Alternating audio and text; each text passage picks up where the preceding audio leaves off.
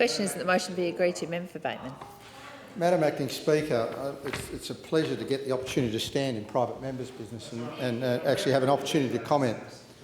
And I think that, particularly given the discussion tonight is centred around the Perth Freight Link, I think it's appropriate that I actually dispel some of the myths and the misinformation and actually ignorant statements that have been made in this chamber tonight relating to the Perth Freight Link.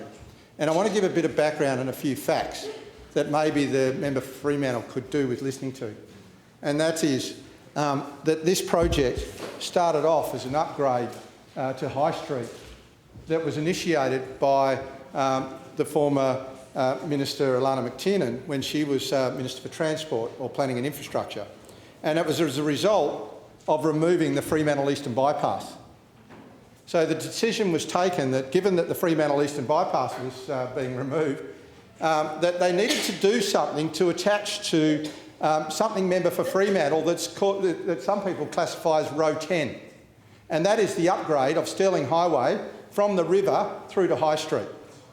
So when you talk about a road to nowhere, Roe8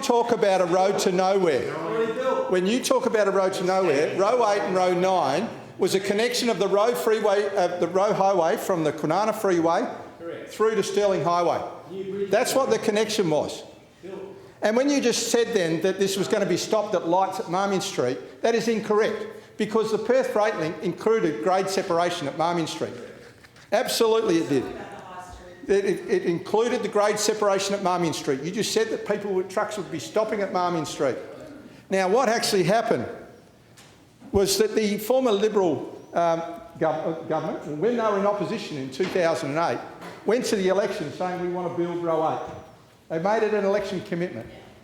Now that money did not come. We needed funding and support from the Commonwealth Government. That did not come. That did not come till the second term. That did not come to the second term. And let me share with you that the process for the High Street upgrades, the process for the High Street upgrades had got to a point where federal funding was there. Funny, the number was around 118 to 120 million. Seemed to be using the same numbers that were there for me when I was in 2013. And 118 to 120 million to upgrade High Street through to Carrington Street.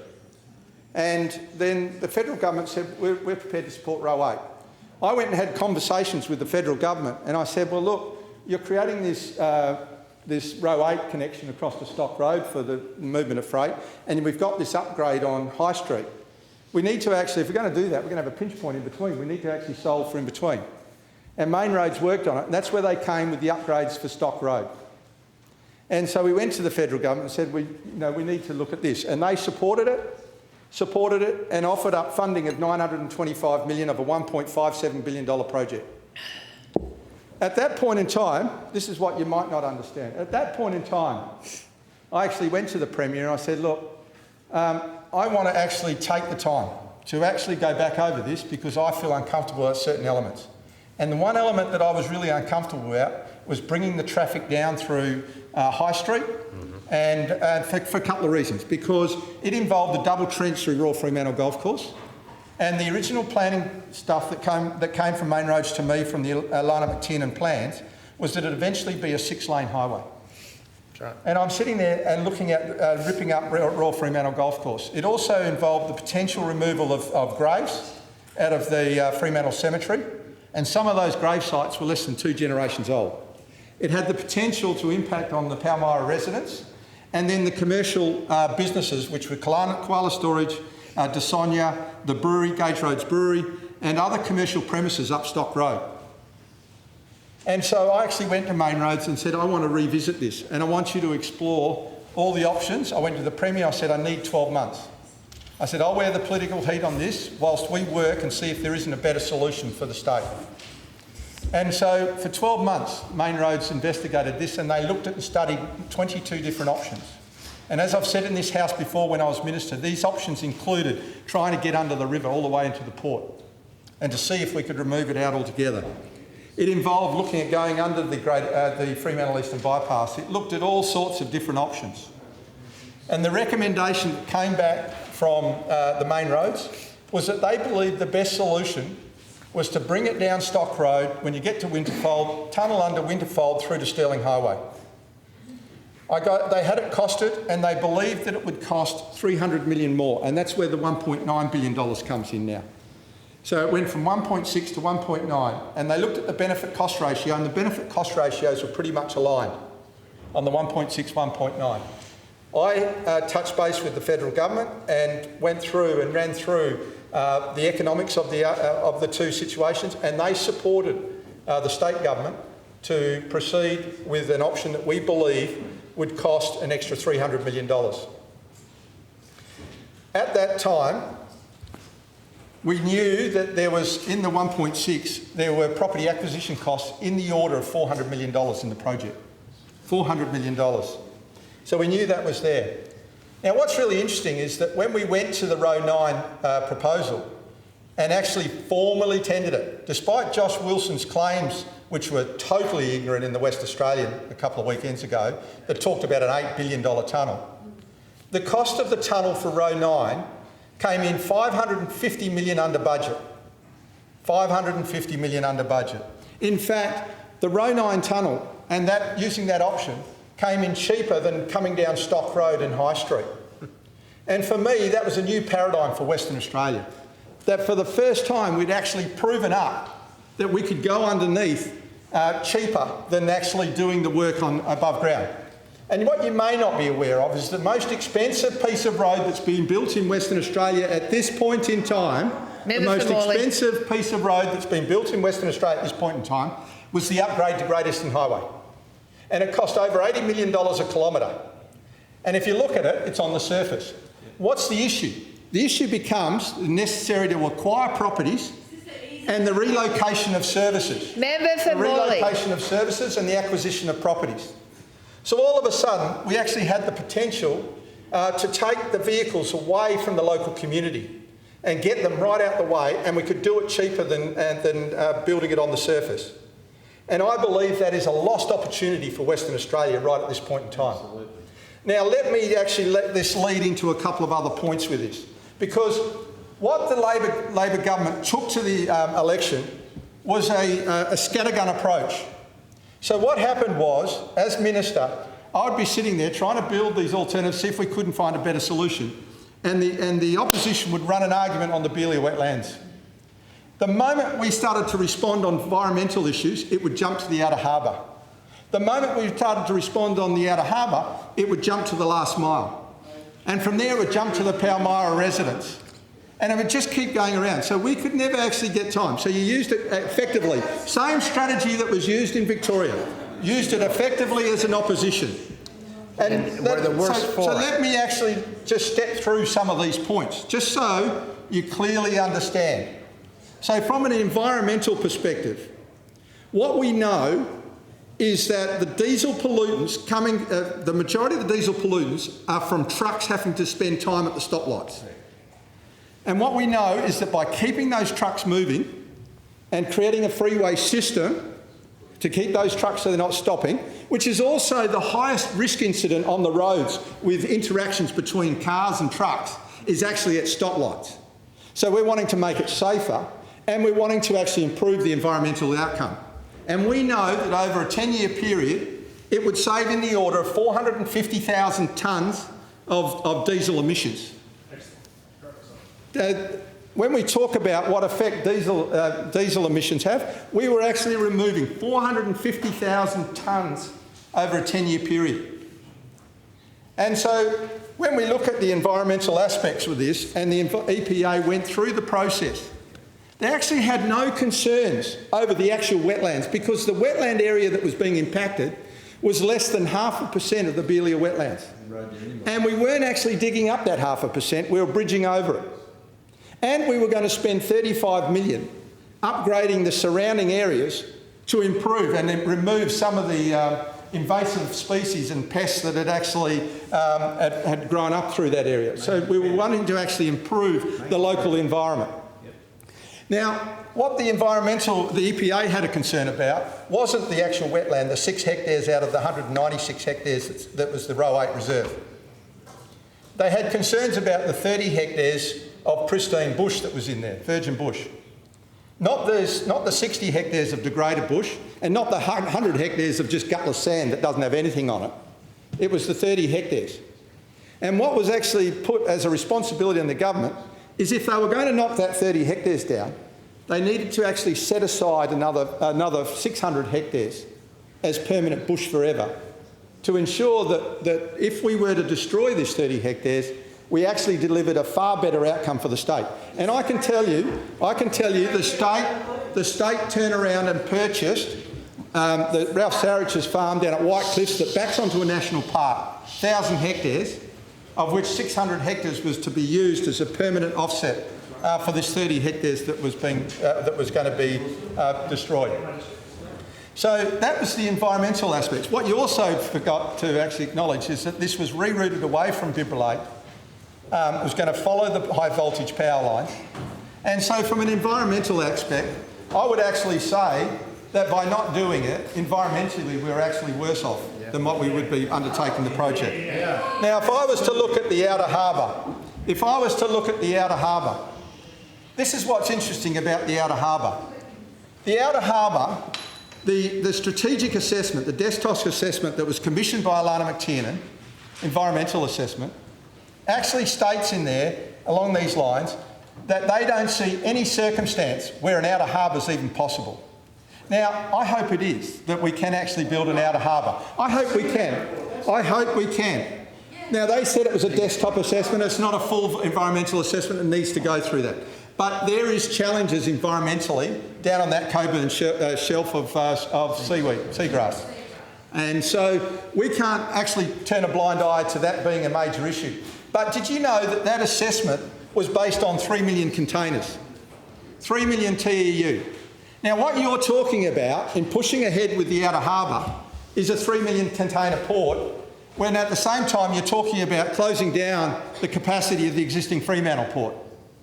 Now, the current capacity of the Fremantle port is estimated to be around 2 million TEU, or 20-foot equivalent units, a year. Around 2 million. Around 2 million. No. Hang on. The 2002 assessment that was commissioned by Alana McTiernan actually suggested that it would be between 1.2 and 1.4. That was back in 2002. The advice that I received from the Fremantle Port Authority, and I've said it in this House when I was the Minister, was that the current capacity of the port is around 2 million TEU. Yeah, 2.1. And for about $300 million, they could potentially expand the port to a capacity of 3 million TEU. And what I said in this chamber is the issue, as the Minister, is the issue isn't the capacity of the Fremantle port. The issue is the capacity we as a community are prepared to accept at the Fremantle port. And that's what I, sorry, I saw you waving or something. I'm waving at the Scouts. Hi, Scouts. You throw me off. What I've said in this House before is that it's not the capacity of the current Fremantle port that's an issue, it's the capacity we as a community are prepared to accept there. But let's be clear. The anticipated cost of 3 million TEU down at the outer harbour, along with all the works that need to happen on shore, is between $5 and $6 billion. $5 and $6 billion. But here's the key, because the Premier at the election said he would close the Fremantle harbour at today's throughput, which was around 750. I believe it's gone up about 7%, so it's around the 800,000 TEU mark. And so he said he would close it at that. Now, the problem is, member for Fremantle, you were talking about a harbour strategy for 50 to 100 years. If you're going to have a harbour strategy for 50 to 100 years, and you're going to cap the current capacity at 800,000 TEU down at Fremantle, it means that you're going to run out of room in the outer harbour in about 50 years. Which means that if you're going to cap the current capacity of the Fremantle harbour, you actually need to define and look at a 50 to 100 years, you're going to have to look at the capacity to be able to grow to around 6 million TEU, which is double the size that any consideration has currently been given for the Fremantle, for the outer harbour. Now, let's also talk about road versus rail. Road versus rail, because this is another bit of misinformation that continues to be espoused by the government. Currently, WA puts more than double the percentage of containers on rail to any other capital city in Australia. More than double. We currently operate around the 13-14%. It moves up and down a little bit depending on what's going in and out. But we've always had a goal to see if we couldn't shift that towards 30%. Now, when I talked to industry experts, they said if we ever got to 30%, it would be world's best practice. World's best practice. And so that still means, as a minimum, 70% would be travelling by trucks. And as I've shared again in this house before, Singapore removed the rail. They move 100% by trucks. Even what they shift into Malaysia, they move by trucks. And they take domestically about 5 million TEU a year, all by truck. And the reason why is because it's the most efficient mode of transport to remove it, because it restricts the level of double handling. Because you ship it out on a rail to Kenwick or wherever you want to go, Welshpool, you have to turn around and put it on a truck to go to the next place. And you end up shifting it all by truck anyway. And so this is one of the challenges you have when you say we're going to shift it by rail. Rail to where? Rail to where? Now, what we don't have the populations out in regional areas that other states have where they shift a higher percentage longer distances. And that's one of the challenges with shifting containers by rail. But here comes another point that I think you missed, and you've missed, and I've talked about it over and over. And that's to do with, may I seek an extension, please? Extension granted. Thank you. Thank you, I will. This is to do with the work that was initiated, and I'll give you the full story to give you some of the background of what actually happened. So I was having a conversation with the federal government, and they said, we're prepared to fund the Roe8, and we want to name it the Freight Link. We're putting the majority of the money in, and we can see the productivity benefits for heavy vehicles. So we'll do this, but on the basis that two things. One, that we look at a charge for using the road, and two, that we look at private equity. Now, the private equity I'll leave for another conversation for another day, because in my view, we could do it a lot better taking it on ourselves, and I convinced the federal government of that. I'm happy to explain it away. But we looked at the charge. When I went and saw the Premier, no way were we ever going to be involved in a toll road. And I talked to him about looking at the productivity of vehicles leaving the port and seeing if we couldn't work with the trucking industry to determine whether or not we could share the productivity gains, and some of those productivity gains being used to fund the infrastructure. No. So what I did was I went back and organised meetings with the transport industry and with Main Roads and talked about it. The initial reaction from the transport industry was totally negative, as you would expect. We're talking about trying to charge them. It was totally negative. And I talked to them and I said, look, this is the logic. You guys have coming through the city all over it, and you've been stopping at stoplights, and you've got the cost of labour, you've got the cost of fuel, so time, fuel and maintenance. If we were to look at those three productivity measures, and we were to take no more than 50%, such that 50% of the productivity gains you could put in your own pocket, and we take the 50% to fund the infrastructure, if we could find that that works, would you be interested? Because without it, you're going to continue to have a less effective means of transport through the metropolitan area. And if we can prove it up, it may become a model that could be rolled out right across the metropolitan area to be able to shift vehicles in an efficient and effective manner. And they actually said, and I said, and I want you to work with Main Roads on this. I'm not wanting to dictate to you. I want you to be part of it. And they agreed. What was fascinating is that when we first started this work, we thought that the Main Roads believed that the productivity gain would be around 60 cents a kilometre. 60 cents. So the initial conversations were around 30 cents each. And they kept coming back to me, and they spent a good year working on this. And they came back to me and they said, you wouldn't believe it, how much this is getting up to. And because one of the things I'd asked them, I said, look, we're just finishing Gateway and we've got to do the North Link. If we're going to do a charge I want to look across the whole of this new infrastructure while it's new. So it was the 84 kilometres. Main Roads came back to me and said, you wouldn't believe this, we're discounting it, but we're estimating that across those 3 productivity measures, the benefit to the industry, overall benefit of those, is around $1.09 a kilometre. And I went, holy cow, what's that mean? And they said, it is... Holy cow, Batman. I said, so what does that mean? And they said, over 30 years, we're talking 14.8 billion. 14.8 billion.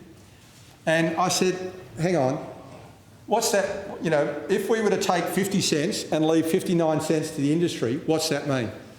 And they said it'll be 6.8% to the state government, 6.8 billion to the state government, sorry, not 6.8%, 6.8 billion to the state government, 8 billion back to the industry.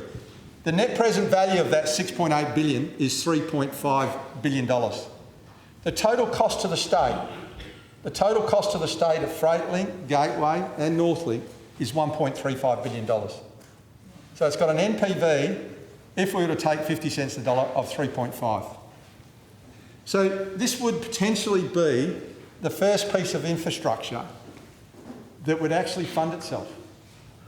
It would actually pay for itself. And this is what I don't understand. When Main Roads came to me and said, you know, just before I left the ministry, and they said, Dean, this is $100 million a year for the state, and the transport industry want to support it. And I've shared with you, the first time that Colin actually decided not to proceed with Roe8, they went out publicly and criticised it and said, if you want us to pay a charge, we have to have it. They actually said that. They were actually on board because we knew that if we got this done, we could then actually work out how to fund the next lot. We could remove the lights down Stock Road to Kwinana. We could look at the Tonkin Highway South. We could look at the Orange route to get the trucks in from Northam in through. That's what we could do, and that's the opportunity that I say has been missed. It's a revenue opportunity the state has walked away from. Now, here's the other point. We talk about the outer harbour, and I mentioned it before, but the advice that I was getting was that if we started the outer harbour process today, that we're going there, it would be 15 years before we shifted the first container down there. 15 years. And in shifting that container, so in 15 years, this connection into Fremantle would have been paid off. It would have been paid off. And so if you were then to shift the whole of the Fremantle port out, you would actually be providing freeway access for what I believe is the city of Fremantle, the second most important city in this metropolitan area. City of Fremantle, second most important city in this area. You'd provide freeway access to the hospitals, to Kwinana Freeway, to the airport and to the hills. And if you were to restrict the port out there, you would be looking at high density population down in Fremantle. High density population. It is our second most important city in the Perth metropolitan area. And why shouldn't the people there have freeway access to connecting the other freeways? Why shouldn't they have freeway access to the major hospitals? Why shouldn't they have freeway access to the airport? Why are you restricting them from having that when we actually had a potential mechanism that would fund it for them? It would become theirs. And that's what it just drives me crazy. The misinformation and the arguments that have been made over this project, which would have been fantastic for Western Australia. It's a huge opportunity that's foregone. That would have been good. Sorry?